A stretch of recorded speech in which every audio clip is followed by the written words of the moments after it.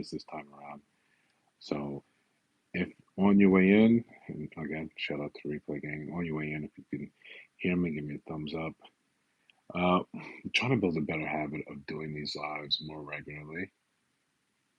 Um, so again, most things like that, you end up having to do the work to get better at most of this. One thing I wanted to talk about today was about building the tribe. Can you hear me? How's it sound? If it sounds all right, let me give me a thumbs up. If it's sort of staticky again, let me know.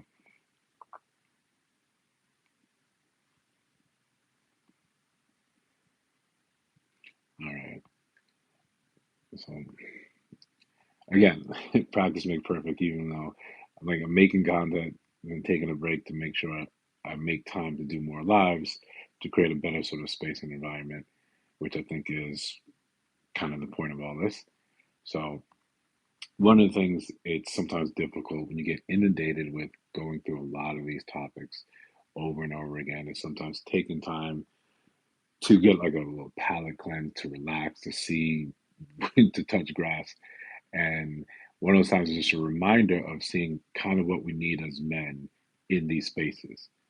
And it's easy to get, again, inundated with all the negativity, all the BS, all the bullshit. And sometimes you gotta take a step back. So I got sent this incredible post where a guy was talking to like this room full of men, I'm assuming, about what men need. And sometimes that's finding a space where you can relax, you can talk, you can be real about stuff. And yesterday when we went live with the did a vertical live and one of the guys in there was talking about just heartbreak and how to deal with that. And I was sort of thanked for that by him and then offline as well. And it really got me thinking about sometimes when you're stuck looking for these spaces, and it sometimes it's up to you to create them. And I hope that the channel can grow into something like that. But maybe it's also physically creating a space like that, creating a circle like that, one area like that. And how do you go about doing something like this? Maybe it's just first it starts with your own little community, your own little group of people, and deciding what makes sense for you guys, how you can make things better. So it's like just one of those things that you need feedback for. You can see if there's a space for that, if there's people willing to do something like that, as people that feel sort of detached and need a group of people like that in their lives. It's one of those things that just, float around in the mind while I'm trying to take a break from making other content to work on other content. And I think sometimes it's easy for us to get disparaged and feel like it's you're speaking sometimes into a void when you don't have that back and forth. What's going on?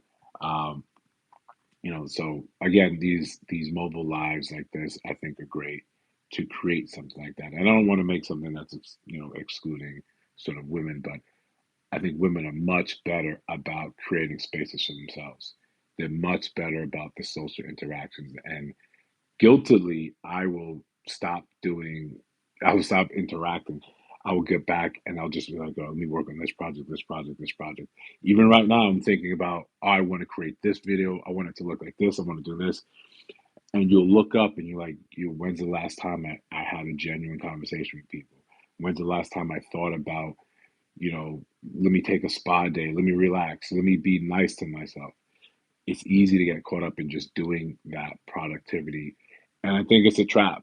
I think it's a real trap. I think when we get into that point of we're just comfortable exchanging our labor for money, we get caught in this sort of cycle and we stop thinking about what's going on for the future. That's why whenever people are like, yo, we don't need women, I'm like, yeah, you're lacking a lot of that femininity, that softness. It's not to say we're putting them on a pedestal, but they're very good at reminding us that life is worth living and that the small things, the soft things, empower you to do more than other things. But sometimes men just need that circle. They need that tribe. They need that ability to talk to each other and say, what's going on with you? How you feeling? What's going on? And checking in with each other. So, if I could create that space, even right now, something like this, to tell people, come check in, how you feeling? When even, and all I'm asking is, hey, like the channel, throw a subscription if you like stuff like this, where we create this space, create this stuff where we can talk to each other, not just men. We want to play, we're not trying to make it seem as if women are evil or men are evil. We all know we're works in progress. We all got stuff we got to do, stuff we got to work on together, and there's more than enough room at the top. When we get so sometimes caught up like gatekeeping shit. Like, no, I don't want to know. I don't want to tell you how I did this, how I made this happen, X, Y, and Z. So, you know, I think it makes sense for us to share. Like right now, I'm in that season of thinking about retirement, saving, taking more time for trips, for realizing life is worth it. And sometimes you got to reach back. You got to tell other people. You got to show other people the way. You got to say, hey, you can do stuff like this. This is important. Make moves like this. You know, we think that if I'm doing well, that means it's an exclusion of everyone else. We should all be striving to help each other out, especially when you're seeing the political landscape. I always told, I'm really close to my siblings, and I always told them it makes no sense for you to be rich, for you to be super wealthy, and the rest of your family struggle. That never made any sense to me. We should all be sort of working together to make stuff happen. If that makes sense, if you need to be that person in your family, you be that person in your family. You be the one that pulls everyone else. You be the one that walks through that door, creates a life, or gets the information that everyone else needs to do better, and you go back and grab them. You know, Jody, what's going on? Like I said, on your way in, hit the like. If you're new to the channel, consider subscribing. I'm trying to create something here where one, we do this more regularly, and that's something as simple as I was out there creating more content, making more videos, jotting down different notes. I said part of this is just to connect with people. You know, yeah, you could absolutely recommend Bible verses. Put it in the chat. Whenever I'm done, I like to go back and review a lot of the stuff, so we can create a space of content that goes back and forth. Like I said, yesterday was we did a lot of experimenting with different types of lives, different types of interaction, and the last mobile live was great where we got a chance to sort of help someone that was just going through recent heartbreak. And that really invigorated me and said, yes, stuff like that makes you think that this is it has legs, it has meaning, it has a place. So sometimes we need to be a little more intentional about when we're creating these things. Take the time and say, get your hands sort of in that mold and see what you can create. So that's what I'm hoping to do. And I know it's the start of that journey, and a lot of it's going to take more and more time, more and more effort. Consolidate, do this, repeat, repeat, repeat. Um, yeah, Psalm 6, and when you are afraid, but trust in the Lord. Yeah, I love that. And it reminds me of other quotes that I've read, and one of them always sticks with me. Sometimes it says like sometimes the fear won't go away, so sometimes you gotta do it afraid. I like that. Don't sometimes it's easier to trust in the higher power and just I think right now in the society that we have, it's very good at sort of dividing people and making you feel isolated and alone, as if you don't have any other outlets, you don't have anyone you can contact and talk to. And that I think is very detrimental to us. So instead of being on the outside looking in, you can create that thing that you're concerned about. You can create that space and make things a more positive sort of impact. And it all doesn't have to be so serious all the time. Sometimes you just need some people to relax with and laugh with. And I think we should also be cognizant of that. In a world that's very serious right now, with what is happening in the United States, we're looking more and more into a more divisive country. But at the same time, I think we all kind of want the same things. We all want us to do better now and in the future. And it's sometimes hard to get to, it's easy to lose sight of a lot of that stuff. So again, we create the space, try to be more interactive, try to get, a healthy back and forth. And I think these mobile lives are really good for that. So, if you're just finding this or just tuning in on your way in and out, hit the like, consider subscribing to the channel, or drop something in the comments. I got to set up the next live show for this Sunday, and I'll try to do a better job of promoting that going throughout the week. But I think making these an actual priority would be very good for growing the channel in the direction that I'm interested in. One of the things that I was considering thinking about is when some of the stuff I see, some of the content, and I'm always curious about why some people choose the partners that they're into or that they get into, and then surely thereafter end up complaining about them and their how the things went bad. And you see, sometimes there's a qualitative sort of issue. You know, there's issues where people are just like, this is their level, this is what matters to them, this is important to them, and it's reflected in their partners, it's reflected in how they move, how they treat themselves, how they treat others. And one of the content or content creators on here, um, live, and when especially when people show their lives, and then people still decide this is a good thing for me to get with, it makes me really, really curious about what's going on with them or why they choose that. Um, I think sometimes it just has to do with the way you don't value yourself. If you don't think you're worthy, then you tend to choose people that don't challenge you, that don't make you want to be better. And you get into that same sort of flow, that back and forth, and that keeps you stagnant. And I think that's one of the most dangerous things you can sort of find yourself, just being in that space where you're not concerned with growth. You don't want to do better. If you don't want to be challenged, you keep everything right there with you. What steps should men take to build a community if they don't already have one? You can't build a community like when you're alone. It's easy to mask being alone. It's easy to mask connection with this fakeness, right? With you just maybe tuning into someone's channel, you just liking something on Instagram, and commenting in this little group, or being on Reddit, or just in the comment section in general. You have to go out. And it's the easiest thing to do is to do the things that you're interested in outside. If that's simple as reading and going out to a coffee shop, that's letting yourself be open to these connections. Sometimes that's going out instead of watching the game at home, that's watching the game at a sports bar. It's going out and just being interactive and then being open to that conversation. I've always found the best conversations, you don't really remember how they started. That's like organic conversations. They just, you bonded over something and it just kept going from there. Then we get sometimes afraid to extend ourselves in that way and say, I'm such and such, blah, blah, blah, blah, blah. Hey, next time out here, we can do blah, we can get up. Sometimes it's easy when you let work do the heavy lifting, when you're around these people constantly. And one of the things I always recommend to my brother is, you know, you need to talk. Not that he has problems talking, but when you talk to people about things that you're interested in, hey, I'm trying to get into real estate. You don't know that person across you may be very well versed in that, may be swimming in that, may be bursting at the seams, ready to talk about more stuff like that. Creating spaces like this, putting yourself out there. Everything, just like any type of relationship, has that risk in it.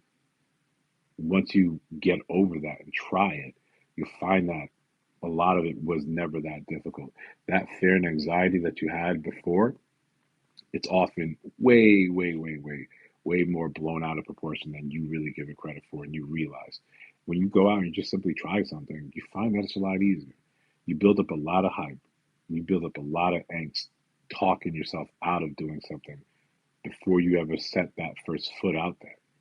That becomes the thing that separates you from a real connection, a real tribe. And a lot of times it takes just that one person. That one person introduces you to another group. When I first came out here, and me and my boy were already close. He already had friends who had like-minded beliefs and systems and try to do these things, and it already clicked. That became part of my tribe. And when you're open and do that risky part about being vulnerable, being honest with some of the things you're going through, that makes life difficult. That makes it scary, but that makes it rewarding. When we get down into the trenches and we in terms of like relationships, when you try to date someone defensively, you keep yourself away, you keep yourself locked in. Talking to about something usually takes long. Exactly, exactly. It's so much easier for you to just go out and say, "Let me try this." Even if you fail and you fall, flat on your face, you'll learn something. You realize at the very least, this wasn't anywhere near as scary as I made it out to be, and it has never not been that for me. Even right now, when I recommend how or strategies for my siblings, like my sister's on a fitness journey, and she's gotten incredible results in a short amount of time. And when I just saw her, I said, "Let me ask you something. Was that difficult?" And she just looked at me like, "No, no. That consistency, that doing that same thing over and over, that's not difficult. It's not. It just takes that little bit of intention. Once you do that, you'll find, oh wow, this really was simple. This really was simple. Why was I so angsty about it in the first place?" I know it's human nature. We all seem to do that thing, but the ones that find that success or create something and you look at like, why didn't I do that? It's a very good question. It didn't take that much. It just took a little bit of effort and you would have done that thing. And I feel like that's probably something I need to jot down and remind myself. Just try it. And I get it. Sometimes when you're hyper focused on productivity and you're used to excelling at this level, trying something new and knowing that you're going to be bad at it is kind of daunting. You say, I don't want to even try it. It's just too much trouble. But in terms of men and making those connections with people that they are finding a tribe, that's just critical. That's a critical thing that we all need to go out and try to do. It's harder and it's easier just to be negative. And the internet is absolutely filled with that, with people that just want to be negative. It's the easiest thing to do, and I get it. Sometimes you got to fight talk yourself out of being negative and try something. Trying this YouTube, putting myself out there, being firm. Yeah, it's easier just to even now say whether it's successful on the channel, just say, you know what, I tried it. Let me go back to not doing it. But when you're honest with yourself, you do feel that regret. You do feel like I should have tried. And the last thing I ever want to do is be on my deathbed and say I should have tried. I should have tried more. I should have ignored the hate. I should have ignored the negativity. I should have tried. It's the same thing as you're looking right now, like I said before, and paying attention and investing in the long term, investing in the future. We don't realize how quick that time passes. 10 years now seems like a long time, but 10 years ago, that didn't seem so long. But now, if you had made the right decisions for yourself 10 years ago, you'd be in a better place. So I'm thinking of like trying to do myself, my future self, favors today. What do I need to do to put myself in a better position where I just have more options available to me at that later stage in my life? I want to have more possibilities than not. And sometimes that starts like right now, creating the spaces that you want to see, creating that life that you want to envision now rather than later, rather than waiting. And more importantly, rather than waiting for someone else to do it for you. The things that you want out there, you can't always sit back and wait and hope someone comes and does it for you. You got to take that time. You got to go out and say, let me go and give it a shot. Despite the hate, despite the negativity, which, is just kind of rampant out here. And when I see it, I kind of just pity people. I just say, yo, good for you. Shame on you. Maybe you'll do better in the future. I don't know. Um, Again, it's easy to be negative. It's easy to hide behind and not try. And then when you sort of get later on in life, you look back and say, why don't I have the things that I want? And this is when we're being honest and we're being quiet. We say, why don't I have the things I want? Why do other people have the things that I'm so desirous of? Well, you didn't try. And it was easier. It was easier to sit back and just kind of hate. It's easier to say like, it's too tough, or to be critical about people that are doing it. And for something so that happens so often, I don't really see it being rewarded. I don't see people that I've never really seen haters do better than you. I've never seen that. Not in a short time, not in a long term. I've never seen that happen. Even people that want to hate out of spite and say, "I'm going to do something." No, that's not a sustainable thing. It's just something you kind of swim through and you keep it moving. Um, you know, so yeah, creating the space right now and do it every time. You sort of just show up, giving it a shot, trying it, and then seeing what moves you, what resonates with people, what has people coming back, what people kind of need in their own life. That's what men need to do in creating that space. And sometimes it's just you being open to that, you creating the space, you being open to other people. And sometimes in their pain and what they're going through, that's usually, I guess, in a better sense of terms, it's like you put yourself in service to other people, to other men, to see what's going on with their lives, to see how you can help them, how you can help their lives improve. You know, I think I'm trying to create something like that with the channel where people can come on, talk about their issues, or even in comment sections. Sometimes when it seems like they're venting and something is wholly negative, it's because they've got something to say. It's something that's been bothering them, something that's been eating them. And sometimes there's a video particularly that resonates with them. That's what we can do. Give them a space to talk about that. See if they come back. See if it changes themselves. See if you give them a little nugget, a little bit of wisdom. Just the same way when you're going throughout your life and there's something someone says that resonates and sticks with you.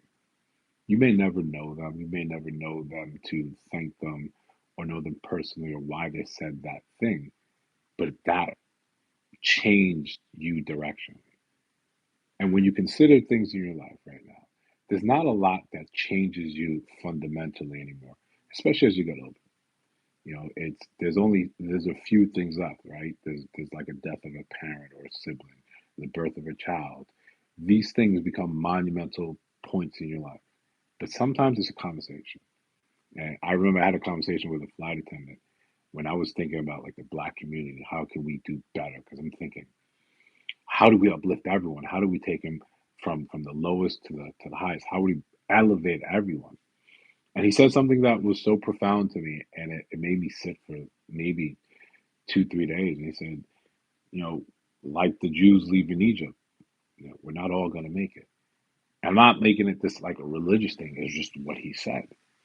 Even when you want everyone to do better and you think you have everyone's best, best in mind, not all of us are ready for that change. And you're going to have to leave some people behind. You just create that space and that avenue for them. Hopefully they get it together. If they don't, they don't. You just wish people the best. You wish people, hey, I hope you do better in your life. I hope things work out for you. But for right now, I'm going to be going in this direction. Hopefully I'll see you there. If not, I totally understand that. I can't, I think one of the most important things is knowing that you can't force people to think like you. You can't force people to move in the same direction you're moving in. You just hope for the best. How do women hold space for male vulnerability and allow men to express it without shame? That is weirdly spot on because I did a video about that today um, that I got to see where I'm posting online up. It's difficult when like the video idea was the video topic was about men not being vulnerable, men needing to learn how to have better EQ. This was coming from a doctor, a female doctor. But one of the things that they never really address is when you don't have an example of that growing up in your house. Either father wasn't there or the father was there, but he didn't have high EQ. He didn't express himself emotionally. Women don't really know how to hold that. They don't know how to hold space for that. So when men try to do it, sometimes it's inarticulate, sometimes it's a fumbling, bumbling way where in which they express themselves. Sometimes it turns women off, especially when they're crying, especially when they're saying something that's really important to them. So we have to teach people how to receive us. And sometimes if I don't know how to do that because I haven't had the experience as a man to do so, this is something where we have to operate with a lot of grace. Sometimes I don't think that women have been taught how to handle a man, and not and outside of physical, right? Outside of physical, that's what we're talking about. You don't know how to handle a man, so you don't know how to handle a man or how to ease him down this vulnerable path where you want him to how he express himself. It's going to take like a concerted effort. There's no easy solution in this, but I think it starts with women understanding you don't have an example of a man being vulnerable. That when men are vulnerable, it doesn't look like the same way women are vulnerable. Men aren't your girlfriends. They're not going to talk to you like your girlfriends. They can play act at it, they can listen to the gossip, but they inherently don't move the same way you do.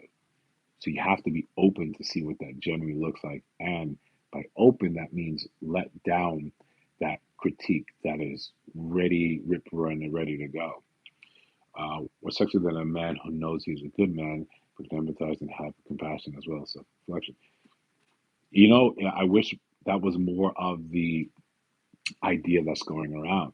I wish that was more of the information or the sort of position that women took, especially on social media, because we take so many of our cues from that.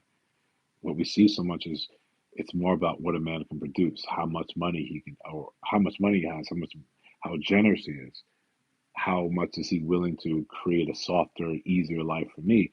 And where most men see that right now, they're just kind of like they're turning their nose up to it.